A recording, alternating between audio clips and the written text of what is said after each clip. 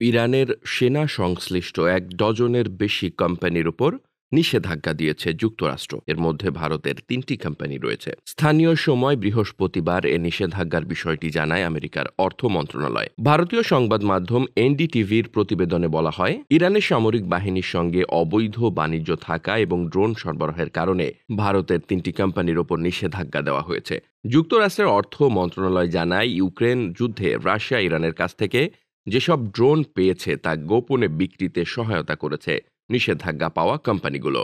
ইরানের এ বাণিজ্যিক কাজকে সামনে থেকে সমর্থন দিয়েছে ইরানি কোম্পানি সাহারা থান্ডার। এর সঙ্গে জড়িত থাকায় ৩টি ভারতীয় কোম্পানিকে নিষেধাজ্ঞা দেওয়া হয়। নিষেধাজ্ঞা পাওয়া কোম্পানিগুলো হল Zen Shipping, Port India Private Limited এবং Sea Art Ship Management Private Limited. Sahara Thunder ইরানি প্রতিরক্ষা মন্ত্রণালয় এবং আর্মড ফোর্সেস লজিস্টিক্সের পক্ষ থেকে চীন, রাশিয়া সহ একাধিক দেশে ইরানি পণ্য বিক্রয় এবং চালান করে থাকে। গত ১ এপ্রিল সিরিয়ার দামেস্কে ইরানি কনসুলেটে হামলা চালায় ইসরায়েল। হামলায় ইরানের কয়েকজন শীর্ষ সেনা কর্মকর্তা নিহত হন। ওই হামলার জবাবে গত ১৩ এপ্রিল শনিবার রাতে ইসরায়েলকে লক্ষ্য করে ৩ শতাধিক ড্রোন ও ক্ষেপণাস্ত্র ছড়ে ইরানের রেভলিউশনারি গার্ড কোর IRGC। এরপর ইরানের ওপর প্রথম দফায় নিষেধাজ্ঞা দেয় যুক্তরাষ্ট্র।